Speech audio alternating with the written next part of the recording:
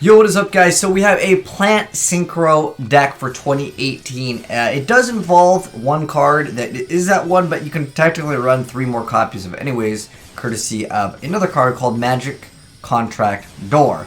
But basically, guys, we have a Plant Synchro deck for 2018. I have not seen anyone even pull off QUASAR. At the end of the day, you don't really have to make QUASAR. You can actually go for a lot of other things.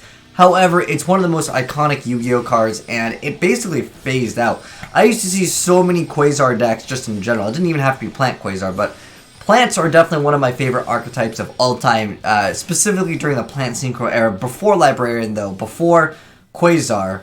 I like that deck the most. After QUASAR came out, it pretty much became a more linear deck to try to get out QUASAR first turn, but nowadays first turn QUASAR is not enough. Alright, but anyways, courtesy of Teriyaki here, we're going to be showcasing off a newer Plant Synchro deck that usually can get you out a Link Karibo so you can kind of block an attack, because a lot of times when you make QUASAR, especially nowadays, because it's a little bit more difficult, but with Magical Contract or basically the Grinder Golem, or you could technically use Scapegoat, that's another option, but basically you just need to make a Firewall Dragon. It has a lot of utility with its other ability to summon, and as well as with Akashic Magician. We're actually running SYLVAN Plant Synchro, and that is because of an effect that Akashic Magician has that can actually send cards to the graveyard, so you can excavate cards. Really, really helpful indeed here. But I'm going to showcase a few games so you guys can kind of get an idea. A lot of it is going to be similar, however, there are going to be different boards made at the end of it. Sometimes we're ending up with like 2 to 3 Link monsters and a QUASAR. Sometimes we're ending up with more Synchros, but I won't spoil it for you guys. But anyways, we'll be seeing up against the For Hires over here.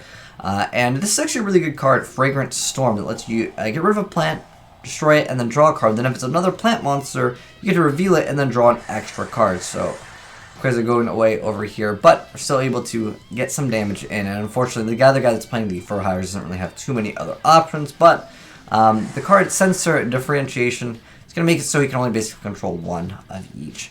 Maybe top 6 and Breakthrough Skill, which isn't going to help him out too much over here. But he's going to go ahead and just be able to attack his opponent for game. But the question is, what happens when someone kaijus, right? Because that was kind of one reason I would say that a lot of these boss monster decks phased out. Cards like Lava Golem, but more specifically the kaijus, as well as the Winged Dragon of Raw Sphere Mode. Those can definitely counter a lot of these really difficult boards to be made. But like I said, it's either going to be Scapegoat or Grinder Golem to basically give you that initial Firewall Dragon that really helps you use it as a stepping stone. In addition to that, YUGIOH obviously lets you cycle through cards very fast. If you can get Soul Charge in this deck, you basically win the game. It's kind of like how it is for a lot of Synchro decks just in general. But like I said, I haven't seen any QUASAR decks in super long, so I think that this is good to kind of cover it. And also, I've not seen a SYLVAN QUASAR deck because, I mean, like I said, plants were one of my favorites. I think they have one of the best utility. I mean, Lone Fire Blossom still has one of the most insane effects. We have Glow Up Bulb, we have Spore, a lot of insane card effects. But anyways, Fragrance, I'm going to be popping one. That's going to allow him to search off a card. Also, Botanical Girl actually misses the timing on so many things when you use it as material for stuff. But nonetheless, it's still an okay card. You can go ahead and summon the Botanical Girl, get the effect of the Snap Drassinagon. I forgot what they changed the name of this card in the TCG. Anyways, we got YUGIOH, we got the Needle Fiber summon, more Grinder Golem tokens coming out. But his opponent is going to have Lava Golem at the end of the day. So this deck technically would lose to hand traps, but I mean, plants in general used to lose to Max C, Effect Veiler, back when those used to actually see some play. In fact, well, nowadays Max C can't see play. But basically, I just want to showcase off like what happens when your opponent Lava Golems you. Or I guess it could be Winged Dragon of Raw Sphere Mode, Kaiju, whatever the case may be. But we actually have a Soul Charge in this instance that we drew into really dirty stuff. And he's going to go ahead and get a Stardust, Cypher, Diviner. I mean, this board right now looks absolutely devastating to play up against. Like, could you imagine going into this? You're just like, well, I mean, when you have the Lava Golem, you're like, oh, dude, that's easy, dude. Lava Golem, hit the 2 double Synchros, rip the Synchros. But all he has at this point is going to be the Grind Golem with 0 attack. And then Lava Golem's going to burn him for 1,000. But he still happens to have a 3,300 attack because it is summoned to a zone that the YUGIOH is pointed to. He's going to go and attack, and then we have the Paleozoic Dino going to be activated, and then we have Olendis activating that effect. We see a form of Synchron, so he's going to be able to draw a card. Link Karibo going to be coming out. And I think that this kind of helps out the QUASAR decks, because this is one thing that QUASAR would sometimes lose to. If QUASAR would go away, you were just open to be OTK'd, and this can definitely help out. But the guy goes ahead and sets some cards and realizes, well, it's not going to be doing too good for me, I guess, in this instance, and he leaves the game. But that one, there was a little bit more play on it. Maybe it's just a disconnect at the end of the day. But I want to showcase off a few different plays so that way you guys can kind of get an idea, perhaps, on what you can also do in the deck. Although, a lot of times, guys, it's going to be, like I said, grind and roll 'em, but you can go for slower plays if you wish to with Scapegoat, but it's probably the most optimal play for like a one-turn ability just to make the QUASAR plus maybe extra cards, because again, QUASAR was one of the more popular synchros that just doesn't see any play this day and age, but for very good reasons. One, consistency can be an issue if you run to an Ash Blossom. That can completely stop you. A Ghost Ogre could stop you. Heck, even Effect Veiler, Infinite Transience, or Impermanence could also be a card that just absolutely destroys this deck. But nonetheless, still a cool deck. I'm going to go ahead and draw some extra cards courtesy of Fragrance Storm. I guess if you were playing up against another plant deck, that would still be a decent card, because it doesn't have to be a plant card you control. It's just you target a plant type monster on the field, destroy it.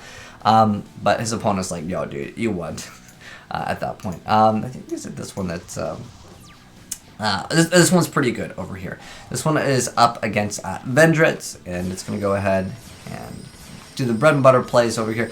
But Vendrett's actually have a card that can reduce a card's attack, which we'll see in a moment here. But it's going to be able to reduce QUASAR's attack.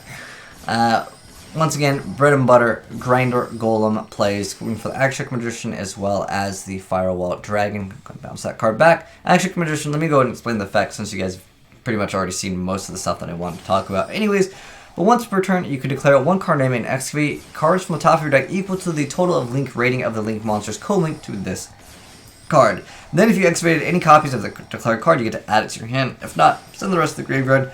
Most of the time, you'll probably end up calling Soul Charge anyways, because the rest of the cards, well, I mean, you want them in the grave anyways, unless it's, of course, spells, but depending on what it is, we see that Soul Charge over there. But Firewall Dragon going to go ahead and summon a Botanical Girl. Instant Fusion activated to summon Theseus. Going to go ahead and go into Needle Fiber. Needle Fiber, bringing out the Recover. Going to go ahead and go for it. The Form of Synchron. Go ahead and draw a card. Librarian made another Formula. Formula Librarian, draw one card off of Librarian, one card off Formula. Go ahead and summon the Glow Up Bulb. Paying 2,000 to summon, recover once again. It's almost like another Glow Up Bulb, but you have to pay 2,000. As long as your opponent has 5 or more cards in their extra deck, which at some point you will, and now he's got the Formula and then like the double Librarian, that's like draw, draw, draw. Really, really good stuff. And he ends up with a YUGIOH, a beefed up QUASAR Dragon, and he has a level 1 Princess Sprout, so he's going to be able to get out that Link Karibo as a quick effect. Really helps out, again, against certain decks, like the Vendrett's, because they can actually reduce the attack of something, but they can just attack into the Karibo. He's going to go ahead and attack the Karibo, make Karibo go away, so this card would no longer be able to attack, but this card can actually reduce the attack. It has that effect whenever it battles. You're going to send a zombie monster from your deck to the grave, and the opponent's monster loses attack equal to the level times 200.